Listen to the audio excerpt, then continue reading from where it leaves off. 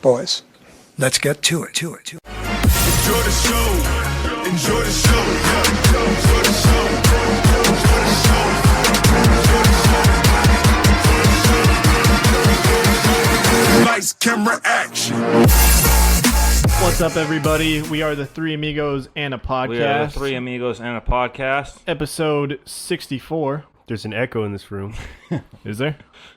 No. He's like, I'm just going to edit him out later anyways. Yeah. Fuck that guy. But yeah, how you guys doing? Hey. Just doing all right? We got football back. Football's back, man. Fantasy football, too. Yeah. Yeah, this game's kind of starting out slowly. Good time to be alive, I man. like defense. What'd you say? I like defense, but... I thought you said white defense. I was like, what? All right. I No, I don't like think I said that. football. Anyways, yeah, how you guys doing? How's the week? How's all that kind of good stuff? Man, I can't even remember what I did this last week. What does that say about us? Just losing our memory. Yeah. Ryan, I know you guys kind of had a tough week. Yeah, my dog died. Oh, Yeah, that's right. Yeah, yesterday morning. That's always tough, you know. Yeah, it is. Rudy was a good dog, so Yeah, he's a good boy. had a good life, had a good everything. You Yeah. guys were amazing dog owners, so, you know. But it always sucks to lose them. Yes, Yeah, it Never is. fun. not fun. It's very tough. But Shaylee is out of town. What are you doing with yourself, or to yourself all week? I mean, what are you doing with yourself? That was weird. You put that very oddly. I have not been doing anything to myself. I've been doing a lot of homework. I mean, she left yesterday morning, so I worked yesterday. Okay, yeah. Yeah. Good. Not bad, but it's all good. What about you, Yes. Dean? I had a productive weekend. I tiled the living room. That's and, right. And what did you do to yourself? I used the Hypervolt and, massaged my back because it was sore and legs were sore Never and stuff. using that thing again. Sarah comes back tonight, so excited for that. Good fun weekend. Hey, you know Get the what's whole good weekend this for time. sore shoulders? Nope. Nope. Nope. Nope. No. Nope. What? Nope. If you lick my butthole. Oh, man. I hate that word so much. All right, well, we're working against the clock here because we don't have a computer charger and we're under what's our 20%, percentage so we'll just All right. get right into it. That's right. I mean, since football's back, let's go football first. Sounds good. We're watching this Green Bay Bears game going on right now. It's started off pretty slow. Bears defense, man, they look like they were showing out in that first quarter. Yeah. That's right. But Aaron Rodgers is Aaron Rodgers, and he's turned the magic on. And Just that one drive was enough to put him up right now. yeah, Yeah, I mean, he looked all right on this drive, too. Looks like he's, missing some throws here, shaking off that early season rust. It's weird. They don't have, I'm so used to the Green Bay Packers, like Jordy Nelson and Randall Cobb. Yeah. Now it's like, Greg Jennings, God. and I don't even know any of these guys out there anymore catching the ball. I Well, mean, Devontae Adams. Yeah, Devontae Adams. But these other guys are all kind of Geronimo Allison and Yeah. that other Scanlon. Scantley. but it Valdez. just seems like they're all kind of fringe two guys, wide receiver two. Yeah, Like if they go somewhere else, they're not going to be the main guy like you had with Jordy Nelson. Yeah. those I mean, obviously guys. Devontae Adams, like he's an. Yeah, well, he's I would. Yeah, I mean, he's definitely he's a a top stud. The rest of the 10. guys are kind of like unproven for the most Yeah. part. Yeah. But no, the Bears defense looks good. The Packers defense looks good too. But the Bears defense, man, they're just getting after them right now. Yeah, they're Yeah. They're Pretty moving much. fast. They're moving strong. But last week we kind of covered our fantasy football draft and like our teams and stuff like that. You guys still feeling good about your teams going forward? I like it. Yeah. Yeah. I mean, I don't have Antonio Brown on my team. Sorry, Yeah. Enrique. Yeah, that's a tough one. I mean, that's a that tough news loss. came out today. He kind of, Antonio Brown is Antonio Brown, so it's not like a huge shock that he, released that image of the fine that he got from the team. But at the same time, Mike Mayock is, a hard-headed guy as well, so he kind of showed his hand. He's just tired of his shit for the I most think part. that's what it is, yeah. I think it's kind of, in my opinion, though, I think it's kind of shitty for the team to fine him for missing training camp when they he notified them and like they've been working through this.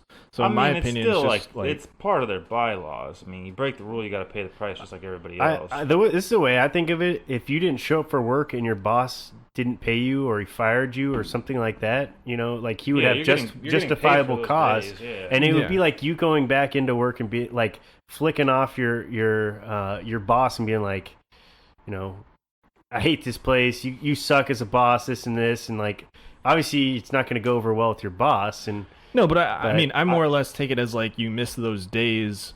You didn't get paid for them. You missed those days, and then he's like, "Hey, we're gonna demote you and pay you less now." But he did get paid for those days. No, and he that's what got I'm saying. fined. But that's like going. I don't know. I'm definitely more on the Raiders side here. I think they Yeah. got to like nip it in the bud because you just let him run wild and he's just it's only gonna That get dude worse. seriously needs Yeah. to go like Therapy or something. Like he needs to get his mental checked out for sure. Like without a doubt. I mean, dude's got a white mustache or he did some weird I shit. don't Like know, bleached man. it or something. Yeah. And like personal appearance aside, I mean that's really freaking weird. But like even last year, his wife or something, the girlfriend said like he had no control over his like aggression anymore and things like that. And Maybe he's not the same from that perfect hit. dude, I don't know. It's been Yeah. but like watching him is like watching a soap opera. Yeah. Yeah, I agree with you guys though that they need to nip it in the bud and he needs to like have some pet therapy or something. Yeah. I watched Hard Knocks, and in my eyes, anytime somebody starts referring to themselves in the third person as their nickname, I'm like, okay, you're not yourself anymore. You're this figment of your imagination. Yeah. Like he continues to be like, yeah, man, these people love AB. Nobody hates AB. Like AB's the man, Yeah. and it's like, Well, it's crazy That's because he was kinda- such a late round pick too that you would think you'd have kind of more of a humble upbringing and like Yeah. it just seems like it's only gotten worse since he's been in the league. yeah, I agree. But I mean, it definitely gives light into what the Steelers organization was going through before they released him. Congratulations to the Steelers, man. Yeah. I mean, for freaking hell. They got a stud in the waiting too with Juju Smith. Juju, I'm yeah. a huge James Washington fan too. Yeah. He can be. They're not going to be missing him too much, I don't No. think. No. But yeah, unfortunate that AB might not play for the Raiders ever, and who knows if he's going to play this season. On the other side, we got Zeke back. He signed that massive deal. What was it, 6 years? $90 million. 90 mil? Which seems so small considering all these baseball and football basketball contracts that we've been seeing, but Football players don't get paid that much. no, and there's not as many games. We've talked about this in the past too, And but it's just crazy to. They get more, or they bring in more money than every other organization. It's shocking. Yeah. Did you Yeah. see that Dirk Nowitzki thing? Yeah, Apparently he he flew into Dallas the same Yeah. day. And he's like, all these reporters were there, and I was like, yeah, man, I still got it. I could Yeah. play. But they were there for Zeke. That's right. Yeah, that's pretty funny. But Zeke's a stud, man. yeah, he's a stud. Cowboys are smart to lock him up. Yeah, they got a lot of work to do still, though. Like they got to sign Dak, they got to sign Amari Cooper. Look, they got the Jalen Brown one. I feel like Jalen- Zeke was the Jalen biggest. Smith, sorry. They also Lyle Collins. I think they locked him up. They locked Yeah. so they're locking up their line, and they're locking up their stud running back. I Yeah. mean, to me, I thought Zeke was probably, in my opinion, would have been like the highest priority for them to lock up. Well, he's a two-time rushing title. So Yeah, and he's like- a stud, and I like him more than I like Dak Prescott. And the thing is, too, what Ezekiel Elliott, we talk about him being the leading rusher. He's in his fourth year now. yeah. 2 out of the 3 years, in one of those years, he was suspended for 4 or 6 games, something like that. Jimmy Graham. And with Ezekiel Elliott, he's just as good of a blocker as he is at run football. Yep. It's insane. See if I can add him Yeah, this and week. so I definitely think that he deserves that money, and they were smart to lock him up. It will be interesting though to see what they're gonna do with Dak, like you said. Honestly, I feel like Jerry Jones is just hoping that no one notices that he's going over the salary cap. Like he's just like, I think I have enough power to extend the salary cap, and we'll be good. I won't have to pay a fine anymore. But yeah, and then the other side, we have the holdout still with Melvin Gordon. Ryan, you want to talk on this? Yeah, I mean, it's the Chargers gave him notice, man, that they weren't gonna have any more contract discussion this year, but they also opened it up for him to go out and seek a trade if that's what he wants to do. The Chargers kind of called his bluff a little bit here with the holdout, and it didn't work out in his favor. I mean, I think whoever his agent is did a terrible job at reading the market and what he was supposed to make, and Melvin Gordon could possibly pay the price for it. So we'll see, man. I do like Melvin Gordon a lot. I hope he gets paid. Somewhere, right? Well, even like to me, it doesn't look like the Chargers are saying like we're willing to trade you. It more or less looks like they're saying check out the market and see what you're willing, like the other teams are willing to give you, because we don't think that they're going to give you that much. Yeah. And if like a few teams back and come out and say, hey, we're going to sign Melvin Gordon to a 5-year deal if you agree to this trade, then they might rethink signing him to that money. But right now with the Chargers, they don't think that he's worth more than what they're offering. Yeah. In the market either. Yeah, my thing with that too, just on the other side of it, is the Chargers are looking for a trade and they want like a high 1 and that's like a they don't 2 or wanna trade something. him. But at the same time, it's like, okay, so you don't want to pay the guy, but you're asking a lot in a trade. You're asking the equivalent amount of money in trade value that you're asking that you're not going to pay him. Yeah, no. So it's like you're absolutely right. You're absolutely right. But I don't think that they actually want to trade him. I don't either. But it's just kind of like you think guys are he's worth this evaluating, much, but you're only to pay him this exactly. So that's my kind of confusion on it. Brandon, what do you think? I mean, I kind of agree. I think certainly it sounds like they didn't completely shut the door of getting a contract done. They said we're done discussing until the off season. Yeah. So they're going to wait till next year to maybe engage in discussions if they don't find a trade suitor. And he doesn't it want sounds to play like this year on on his franchise tag, or no, his 5th-year option. Sorry. Yeah, and I mean honestly, you look at it, there's this, like you said, they're asking for a 1st and a 5th rounder, and really, how many teams are going to offer a 1st and a 5th rounder for a guy that's on a 1-year rental that they're going to have to pay in the off season the money that he wants, all that It's money? kind of funny because like you read some of these other teams that are talking about it, or not teams, like some of these reporters that are like, oh, typical Chargers, they're not willing to pay this. And I'm not trying to like blast you or anything, Dean, because I get what you're saying. But I've read some of these comments where people are like, typical Chargers doing this, and it's like, this to me isn't the same Chargers front office. They don't have the same MO as they had before. Before it was, we're going to let the player hold out for as long as possible, and we're going to pretend like we're not going to budge, and then ultimately we're going to budge. Yeah. So it was almost just kind of like they were trying to show the players, who's in charge for a certain amount of time before they ultimately paid them the money. With this situation, it feels like the Chargers are just saying, we want you to see like what your options are. Like obviously we want you to play on our team, but if there's an offer out there, we want to hear it too. Mm-hmm. We want to see what you like, what people would be willing to pay you on an open market, because to us this is a fair contract, and I think it is too. Yeah, I mean, what are they offering? 10 or 12? They're at 10, but like it's not that they're not willing to go up; it's that they're so far. Like I think that $3 million difference, right? Yeah, I think it's like a $3 million difference where it's like, okay, you got to come down. Okay, well you have to come up, and it's like, all right, look, like we're willing to pay you, but we're not going to pay you top tier running back pay if you're not a top tier running back. Yeah, and not to mention like Zeke Elliott just got paid. Saquon Barkley is going to be due for a contract in a couple years. Like there's dudes on the market. Todd Gurley got paid too. Yeah, there's dudes on the market that are going to be getting money. Yeah. That are more proven than Melvin Gordon. Melvin Gordon has not put together consecutive, healthy seasons one. Healthy seasons. And his only like argument that he has going for him is his total yards.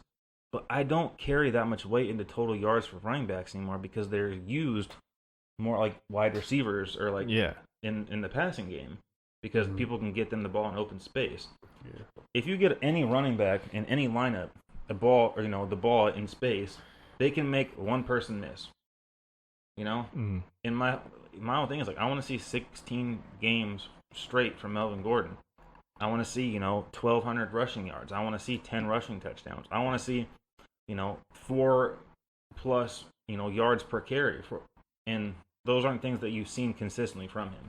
Yeah, and I agree. It's like, I think that he's getting bad advice from his team, because he needs to understand that he doesn't have the years, or he doesn't have the games played over the amount of years that he's had that we've talked about in the past. And it's like he wants a contract because if he goes down, he still wants to get paid. Exactly. He doesn't want to do this like 1 year thing, go out there, break his ankle or something like that, and then he doesn't get it. But at the same time, you have to understand that you haven't played a full season, so you've been there before where your back is against the wall and you're like, I might not play again. So Kamara and McCaffrey were the other two I was talking about. People that I would put higher than Melvin Gordon who haven't gotten paid. Oh, yeah. Sorry. I forgot to say their names. Yeah, no, but that's just where I think that he needs to be able to compromise a little bit, because it's like you are injury prone. We are going to invest in you, but you might be out again, and that's a lot of money to pay a guy that's part-time. And like the guaranteed money thing too. It's like, you pay a guy a lot of guaranteed money when you know they're going to be playing week in and week out. Mm-hmm. Yeah. But I hope the dude gets paid. I think he's deserving of a contract. Like he's a top 10 running back. I just don't think he's a top 3 running back. Mm-hmm. Which is what he wants to get paid. And the other part of that too is like you play with Phillip Rivers. Phillip Rivers gets the ball out faster than any other quarterback in football. What does that mean? He throws to the running backs frequently. Yeah. Not saying that Jackson or Eckler is going to come in there and put up the same type of numbers as Melvin Gordon, but you saw it last year and the year before is that they don't miss by much when Melvin Gordon's out. Mm-hmm. They're not needing him as bad. Yeah, and I mean, we've seen the talent that's been coming out in recent years at the running back position. So, I mean, you got a lot of guys that are going to be coming out next year in the draft that even if you can't, even if you have to like put a Band-Aid on it. Third round draft pick out of Iowa State who's starting for the Bears tonight, and Yeah. David Montgomery. So, I mean, So, yeah, you can put a Band-Aid on this season at your running back solution and then come back with something in the future. Just you have to understand where you're coming from. ultimately, though, I do think the Chargers are better with Melvin Gordon. I just think that I think it sucks for the Chargers more than anything, I think too. that he's just getting very, very bad advice. Yes, I agree. It's kind of like holdout season this year. There was rumors of Julio Jones potentially holding out. Those seem like he's going to play this Sunday, or I don't know if that's still up in the air. Yeah. We don't really know. It sounds like he it's just mostly looking for an speculation. extension? Is that what he wants? So from what I've heard, he's about to get like a very large offer, maybe larger than Michael Thomas's offer. And it sounds like the talks have been really close, and maybe this is his way of like subtly like pushing the envelope to get this deal done. Yeah. Because honestly, Julio Jones is, you can't argue, he's definitely within the top 3 wide receiver in the league. He's made Matt Ryan he's look a like stud, and tier 1 quarterback. Pretty much consistently too throughout his career. Mm-hmm. And I mean, you're seeing it across all the sports. Have you noticed that too? You're seeing it in like basketball. You're seeing it in it's huge in hockey this season too. Yeah, it's just the players are demanding more, which you can't say that. Yeah, I can't fault them because they're literally what brings in the money. But at the same time, it sucks for the viewers because we're missing out on the top tier talent that should be out there playing. And it's just so public now. I mean, you look about contract negotiations and how they've increased over the last decade or two. And I mean, somebody signs a new deal. Before they sign the deal, like, it's like, all right, Ezekiel Elliott just landed in Dallas. That means the deal's getting done today. I mean, people are freaking watching these dudes like hawks trying to figure this stuff out. It's insane. Yeah, I mean, it's hard to fault the players too, because like you said, they are the ones doing the job and all this stuff. But at the same time, it's not everyone's going to get a deal. Yeah. You know what I mean? It's a business at the end of the day, and I think people still need to understand that. It's like just because you're doing this as like an entertainment thing doesn't mean that you deserve to get paid this much. We were just talking about this before. You're giving everybody has a voice now because everybody's on social media, and so these players are very popular. Everybody knows who they are. They're following them. Yeah, and whatever they say, they're on the center stage, and people are listening to them. So they have that voice, and they're able to say, "Hey, I want this dollar amount," and it really kind of puts the ownership and general manager in kind of a tough spot where they're trying to figure out, how they can pay the guy, but at the same time still field a competitive roster. And so that's kind of where I think things are a little more challenging. I don't know what the solution would be to end it, but certainly a prevalent There's issue. gonna be Comment from number one guest, Chad. Yes, Chad. I am here. Oh yeah, Chad's here with us. I've been hanging out. Forgot to mention that. Do you think the league will put in a rule maybe where you have to be signed by this date before the season to be eligible to play? So these holdouts don't. They already have that in place, so Yeah, I think that the it's not NFL is okay. trending towards another lockout, is what's happening. yeah. It's- It's like week 9, right? I think Yeah. it is. Oh, it should be before that. Yeah. It's gotta be It's way- way too late. It's super late in the season. And, yeah. you know, a long time ago when this collective bargaining agreement went in for the contracts to be structured, because if you remember back when Sam Bradford was drafted first overall, I think that was the last year that the quarterback or that He got paid fat. I think that was the last year that Cam it Newton was got a big open. one too, didn't he? I think Cam did. I don't know. Maybe it was Cam Newton that was the last year. I think it was Cam, but So yeah, before, Sam Bradford got a fat one too. I remember that. Before it was you negotiated with the player, and it kind of was based off on a year-to-year basis of, who got paid what's the talent level compared to them. Now it's a set amount that goes in every single year. The problem is running backs get screwed heavily, and I knew it was going to happen as soon as that collective bargaining agreement went through, because if you take a running back in the 3rd round, they're making less than $1 million a year. And they want to get paid if they produce. Mm-hmm. And the lifespan of a running back is a lot shorter than any other position in the NFL. So that's why you're seeing these, contract issues with, Le'Veon Bell and Melvin Gordon and Ezekiel Elliott. I just think the overall gap needs to be kind of compressed a little bit. It needs to be reset. In my opinion, I think the league minimum needs to come up a lot, and then you're going to have a couple of years where guys aren't making these outrageously different contracts, and then we'll go from there. I just think it needs to be reset. I think that's the solution. Or you raise the salary cap a little bit, or Well, they do that every year. They're going. I know they it's mostly like an inflation salary cap though. It's not that much to It's not enough to make a running back like Melvin Gordon who really wants 10 versus 13 for you to really it's not that big of a deal. Like that $3 million's a lot. That's the difference between being able to sign a couple guys to your roster. Yeah. Should an injury go down. Yeah. So it's it's certainly impactful when you have to manage your money when that salary cap is so much lower, and you have to just manage your roster and money so much better. So let's say you lock up Melvin Gordon for a 5-year deal at $13 million. You're not just worrying about that $13 million for that year. You have to worry about the dollar impacts for all 5 years. Yeah. So that's a an effect that's going to happen, and it's a bummer that the players are the ones that are really biting the bullet Well, on and it. it's funny too because you see it like some players, some teams where they don't have a lot of impact players on their roster, and they get those contracts done very fast.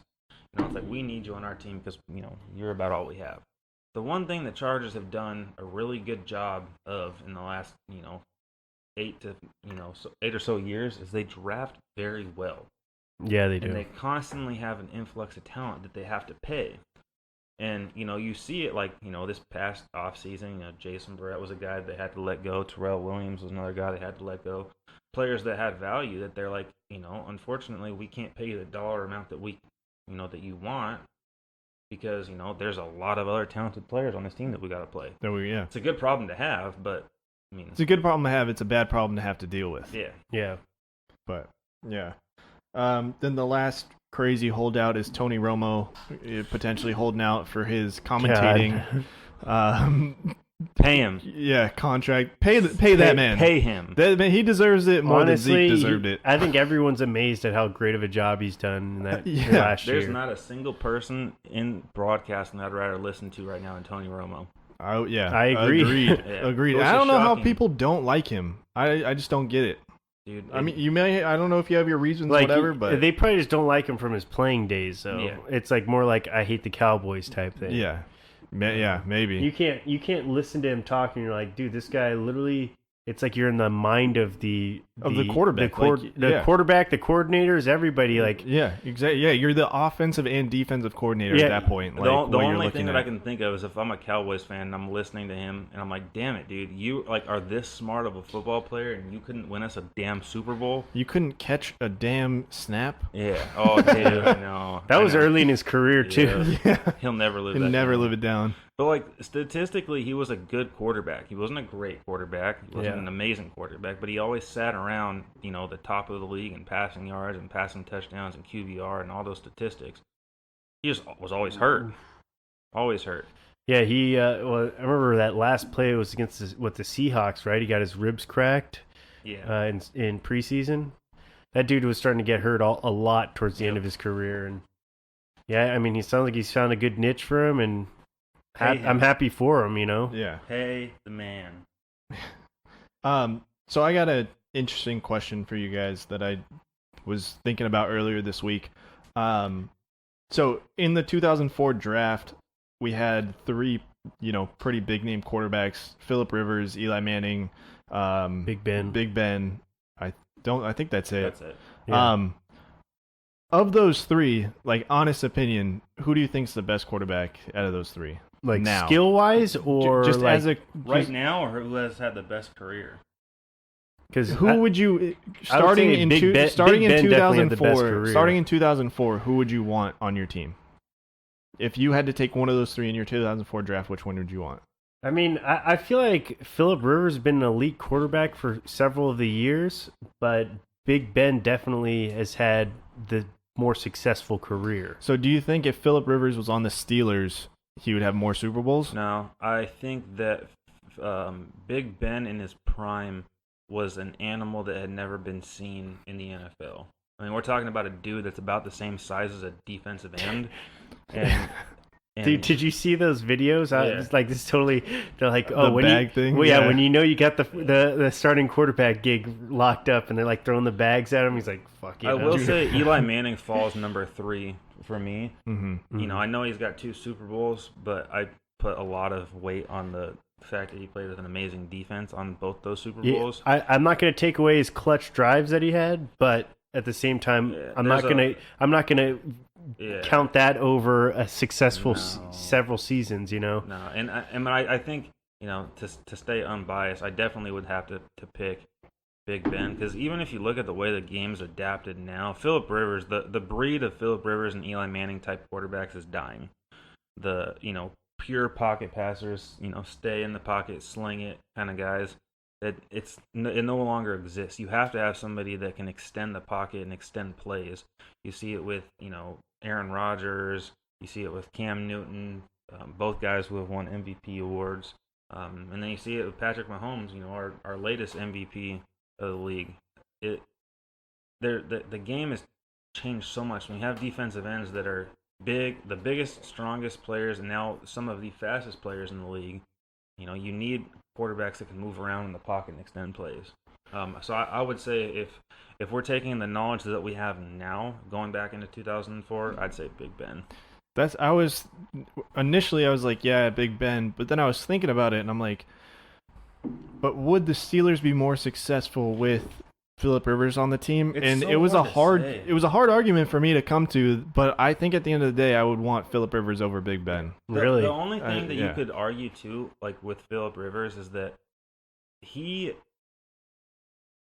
Big Ben never had to go through Tom Brady to get to his Super Bowl champions. He never did. The only one to beat Tom Brady is Phillip Rivers. Yeah. So that's your Phillip Rivers has never beat Tom Brady. Oh, sorry, yeah.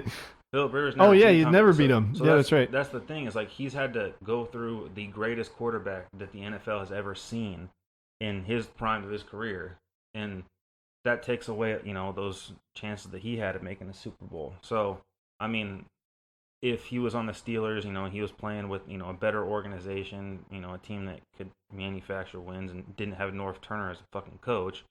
Yeah, maybe Phillip Rivers would have been the better option. It's like totally speculation though, for the most part. Of course, yeah. There's no definitive answer. Yeah, I mean, because Big Ben's actually done it, but at the same time, I think Phillip Rivers has probably a better. I just feel like skill set almost. I feel like Phillip Rivers could have done it more with the Steelers. I think Phillip Rivers is one of the smartest quarterbacks in the NFL, and I think he's very underrated, especially if you look at the seasons he's had the last 2 years. He's been on it. He's still been playing at an elite level. And you watch him, the game they played. Sorry, Chad. They played the Ravens towards the end of last year, and he got worked. And he learned from his mistakes, and they came back and won, the first round of the playoffs. So, you got to give a lot of credit to him. Hey, you know what? If he wins, I get a free haircut from Mario. We had like a bet a while back. He said, if Phillip Rivers ever wins a Super Bowl with the Chargers, I'll cut your hair for free. Just so one haircut? Hey, it's a free haircut. Hey, that's the best you'll ever be looking, though. Yeah. I'm holding him to it, too. This was like years back. I still remember it. This is back when I was still a Charger fan, Yeah, that's funny. All right, well, with the NFL season starting, let's just go through. Let's just do who's going to finish at the top of each division. We don't have to go to playoffs. We don't have to do all that. Just who's going to finish at the top of each division. Okay. This will be pretty easy. I'm going to start in the AFC East. Yeah, let's start with the East. Patriots? Yep, Patriots. That's very debatable. No, yeah, that's set in stone every year, pretty much. Yeah. This one's going to be interesting. AFC North. Ravens, Steelers, Browns, Bengals. Chad? I think the Browns may end up eking it out. I have the Browns. Are trash. I'm going Browns too. Pittsburgh and the Ravens are gonna fight for second and third. I feel like it's between Pittsburgh and Ravens, and I feel like Browns are kind of like that sneaky wild card play. Who you got?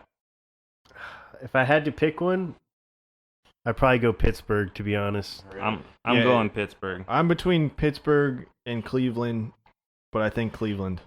I'm definitely going Pittsburgh. I think that the loss of Le'Veon Bell and Antonio Brown is addition by subtraction. The distraction's gone. That makes no sense. And how do you add by subtraction? No, I'm just kidding. I was like, if you look at the players that they have still, and their young defense who's showing like it's getting better.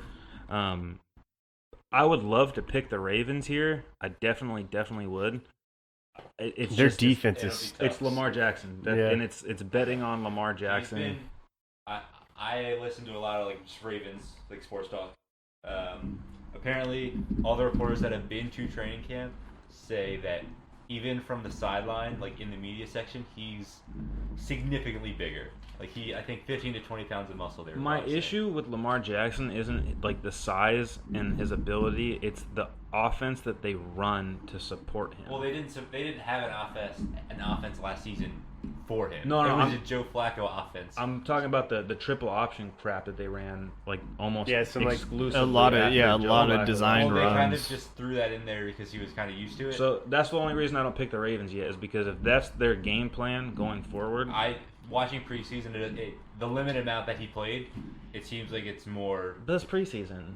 He's got to prove it basically. A couple weeks into the season, and if they look electric the first few weeks in the season, I would probably. I would nudge more towards the Ravens. This is coming from a guy who said that RG3 should have started last year. So yes, I have faith in Jackson. I do like Mark Ingram. I thought that was a good pickup for them. I feel like he fits their offense really well. It's just one of those things that the longer you get into a season, that smash mouth running offense just dies off, and then you start to need some of those big plays. All offseason he's a passer first. Yeah, and that's the thing. I just want to see him develop his reads. That's all it is. Yeah. Just develop your reads, and that's the answer. If he can come up and he can look off receivers and he can show pocket presence, then they'll have no issue winning that division. Yeah. Next, AFC South. Got to take Texans.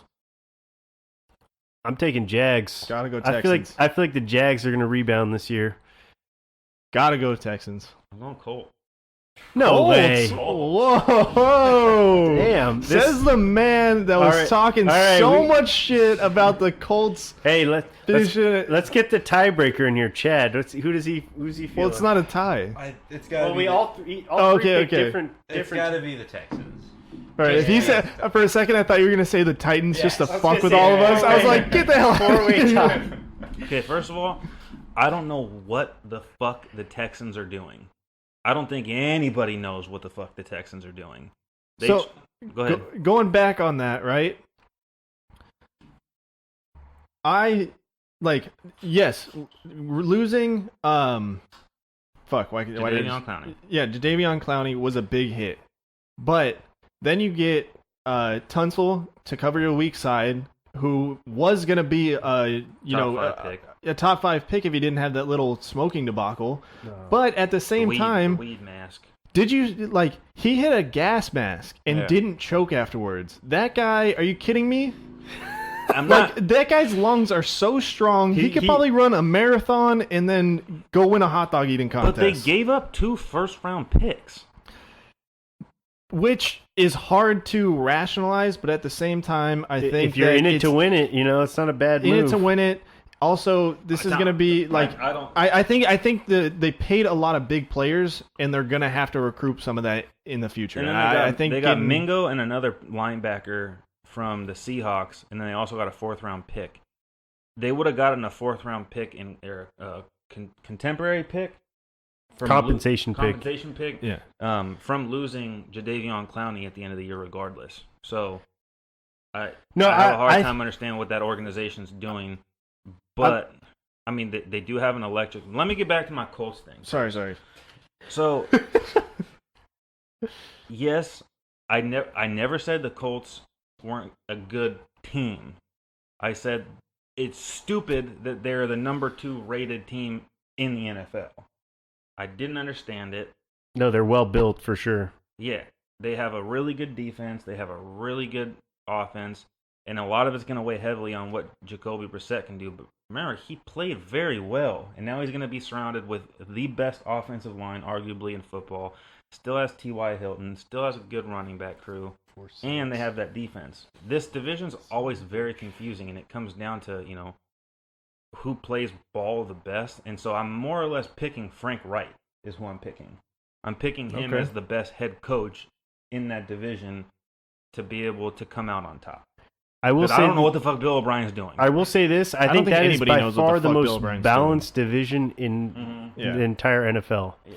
If Marcus Mariota wasn't such a fucking asshole too, I would probably say the Titans, because they're a good football team too. The only reason so extreme. The only reason why I didn't pick the Colts, not because they lost Andrew Luck, and not because of I don't believe in Jacoby Brissett. It's just the fact that they signed Brian Hoyer to a fat contract before they signed Jacoby Brissett. When they signed Brian Hoyer, he was making more money than Jacoby Brissett. So for me, it's just one of those things that it's obviously you don't believe that Jacoby Brissett's going to be the answer if you're bringing in another I will say this: I think it's just getting another solid backup. Did you guys see that he represented himself? He doesn't have an agent, Jacoby Brissett. I thought that was really cool. I know it's kind of a side note, but I think I think the Colts. I think all 3 of us could be right, to be honest. Yeah, I agree. It's literally. I wouldn't be surprised too if 2 of those teams come out that division. Yeah, no, I definitely think there's probably a wild card team coming out of that division. All right, and then last in the AFC, we have the AFC West. I know this one's going to be. I don't know, Ryan. Maybe you'll have a good argument, but I got to take the Chiefs. I'm taking the Chiefs. Okay. I think that's a consensus pick. I think that the Chiefs are definitely going to take a step back this year, but also you have all, besides Chad, been Charger fans once in your life. They don't rebound well, ever. Yeah. They're already off to a bad start by losing Derwin James. They did get Nasir Ederle in the draft, who had been playing phenomenally at safety this preseason, showing strides, and I can't wait till Derwin James gets back on that field. The Chargers, and it's the same fucking conversation I had last year, they have arguably the best team in football. So if they can figure out how to defend the Chiefs, there's no reason that the Chargers, couldn't win this division, but it's hard to pick against a team that has the best player in football right now. Yeah. All right, then we'll switch over to the NFC East. Not gonna lie, if Zeke didn't sign, I'd probably go Eagles. I'm going Dallas right now. I gotta go Dallas, but I'm not touching the Eagles with a 10-foot pole, man. You're not feeling the Giants? The I fuck thought, outta legit here. thought you were being serious. For a second, I thought the same thing. I was like, shut the hell up. Yeah, I think we're all on Cowboys. NFC North.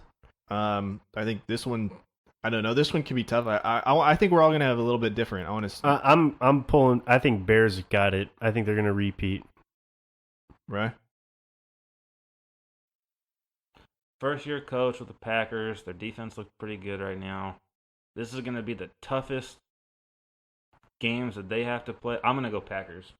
The NFL can't afford to keep Aaron Rodgers out of the playoffs for much longer, man. They're losing money. Well, I definitely think two teams coming out of this division. I was leaning towards Pack as well.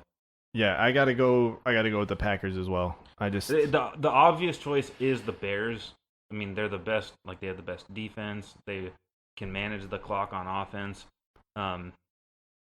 Do they have a kicker is the question. No, for real. my biggest thing in watching this game has been Mitchell Trubisky. I mean, he started off real shaky. Seen a few ducks Yeah, some bad reads. like that. Trying to run the ball too much and do too much with his legs. I don't know. Running backs definitely had the first down there. That's just like a recipe for disaster, and that's gonna hurt you in the long run because that's something that's gonna be hard to figure out. NFC South. Brandon? I'm going to go with the Atlanta Falcons. Dude. I agree with him. Right? I was going to say the Falcons. I thought he was going to go Saints, and I was going to be like, no, I got to go Falcons. I'm going Falcons. I do think the Saints are going to the playoffs. I just think that, I mean, the Falcons have a really good defense that was just diminished by injuries all of last year.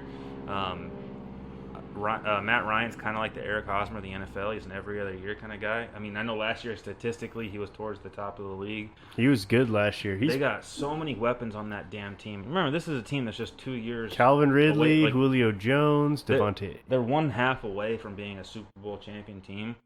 I just don't think that I don't think the Panthers or the Buccaneers are just good enough overall teams to compete. But I think that the Saints defensively are worse than the Falcons. I think this is another division I have two teams because I do think the Saints will make the playoffs. Yeah. I think the Falcons benefited from cleaning up their backfield and just going with Devontae Freeman. I know they have that other guy, Ito Smith, but I think beforehand they were limiting getting their running back going between Devontae Freeman and Tevin Coleman. So I think that'll benefit them. Addition by subtraction for you, Ryan. Were you afraid of the it commercial? Scared Ryan. Clowns, man. You've seen the first one. No, I didn't see it. Oh, you're waiting? No, I'm waiting till the fucking one comes out so I can watch both of them at the same time. You're an idiot. I gotta make sure that fucking clown dies. Well, you won in the first one, That's so why I'm watching the second one. All right, so I think this one should be easy. NFC West. We got. I think are we going Rams? I was gonna go Seahawks. You want Seahawks? Okay. Seahawks. I don't think the Rams are making the playoffs this year. I think they're going to be kind of a hangover team. I think that the rest of the division got better. The Cardinals didn't get a lot better, but slightly better.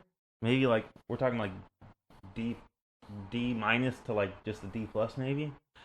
But All right. maybe they'll be able to steal a game from the Rams. 49ers, we'll see what Jimmy G and his porn star girlfriend can do, but the Seahawks are a better complete team to me. They added Jadeveon Clowney. Russell Wilson is probably one of my favorite quarterbacks to watch in football. I just don't think that Kroenke and the NFL can lose that amount of money by not getting to the playoffs. Well, the Chargers will probably make it, so they'll have at least one LA team there. We all know it's fixed. No, I'm just... Yeah, for real. Yeah. All right, well, I think that's kind of all we got for NFL, right? You got anything else? No. All right. No. We got MLB. We're low on battery. We're at 5%, so we'll rush through MLB real quick. Who do you think of the $300 million club coming towards the end of the season?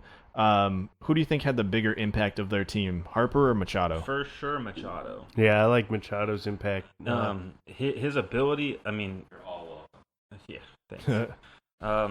His ability to help Fernando Tatis become the player that he has puts him mountains above what Bryce Harper's done. I also just think that both of these guys did not benefit from going so late into the offseason and not having a contract, so you didn't get to see the best of both these players. Usually guys, whenever they get their big contract, their first year with the ball club is not necessarily their best. They're getting used to playing with a new And team, they're so young. organization. Both these guys are gonna. I mean, if I hear one more fucking person talk about how both these guys are busts, like I'm gonna lose my shit because these are still like two of the top 5 baseball players in.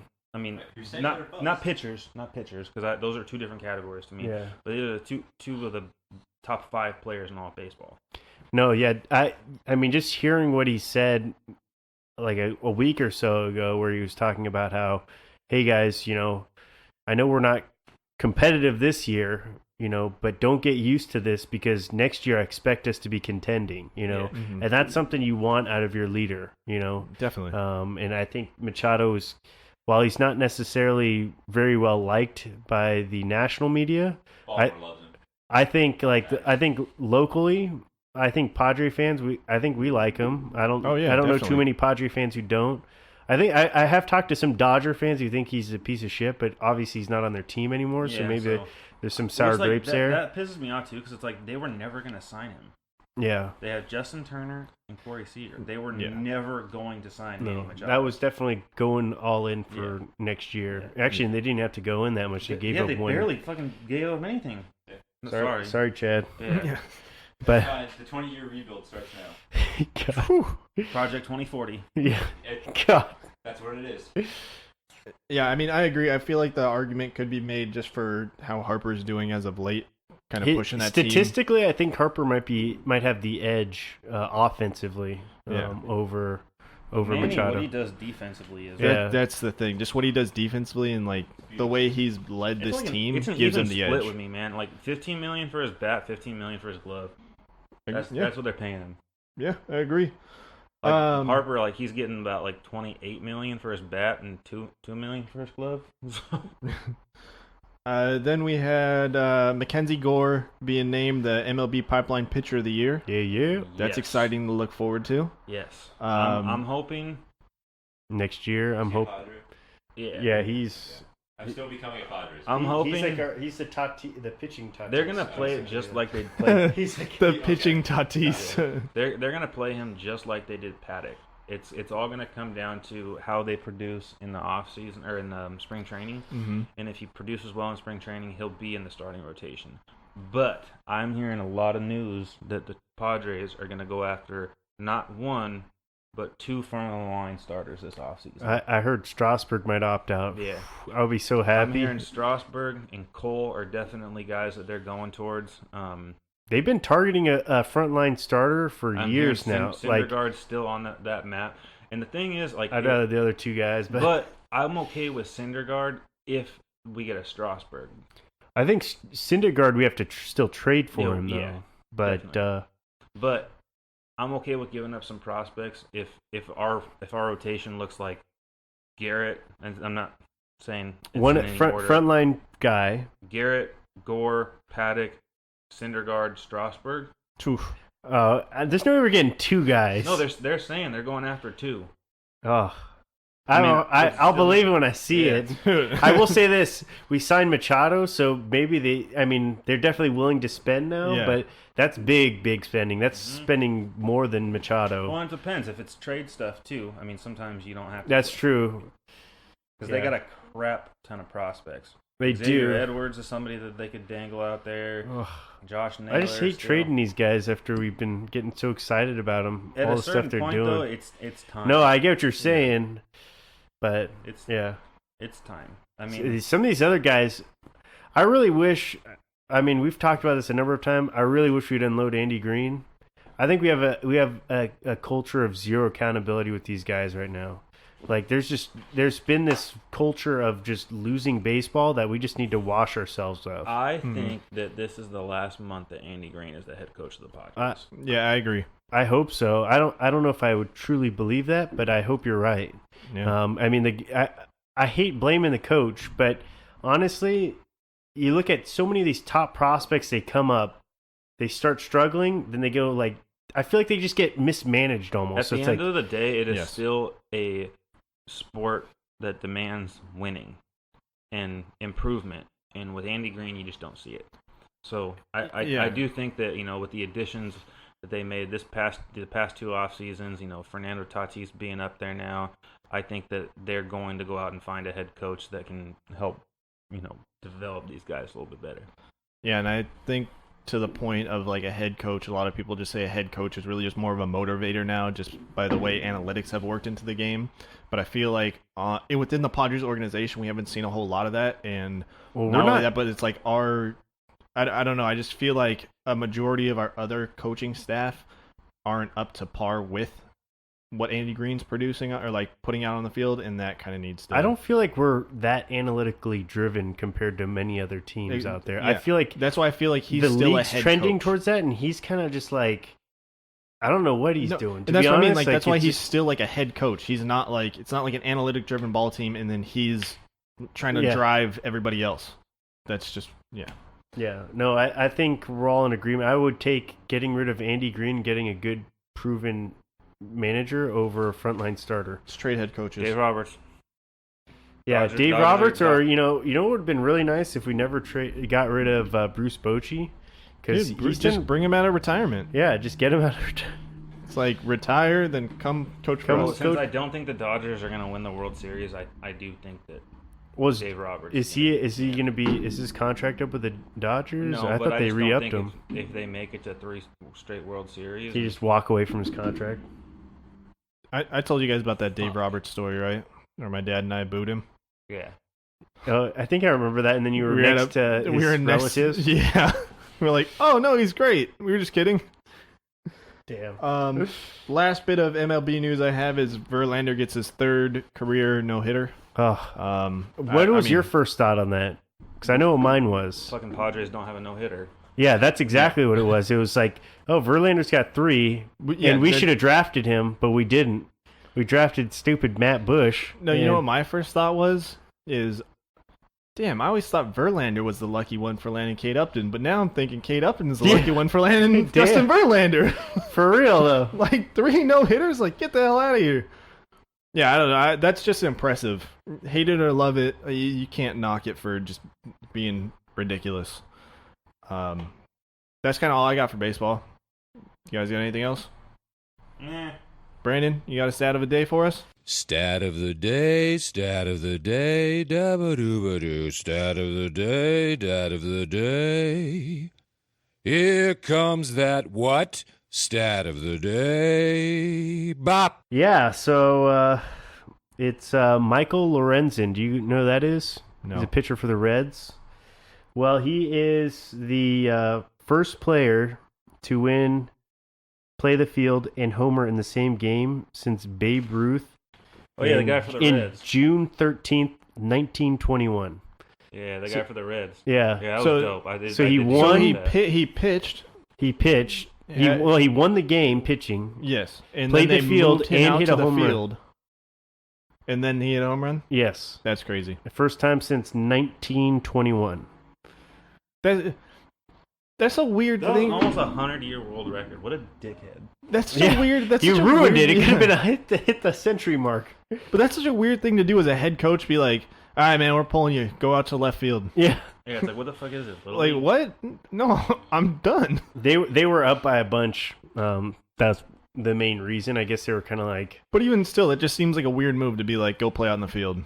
yeah, usually you want to rest your pitchers because the pitchers kind of get gassed more than the fielders do. But I wonder what that conversation was like. Hey, man, you're done. No, I want to keep playing though. I'll Yeah. go play outfield. Can I play? yeah. Oh, that's cool though. The last bit before we close out, I would just like to remind James that trading is not a luxury; it is a privilege. And the Bears' defense is a hell of a lot better than the Rams. Boom roasted. Boom, roasted. Coming for Tucker. And Chad's coming for Tucker. Yeah. We love you, James. It's all love. Here we go. And on that note, we will close out. Everybody, we're the Three Amigos in a podcast. Find us under 3A. Chad, thanks for coming and listening and participating, I guess. Yeah, a little bit. Hey, I I think he participated more than That was last more than all podcast. times combined. Yeah, probably. Chad with the new hair, he talks. There he is. With the flow. But all right, everybody, we will be back next week. See ya. You say bye, Brandon? Bye bye.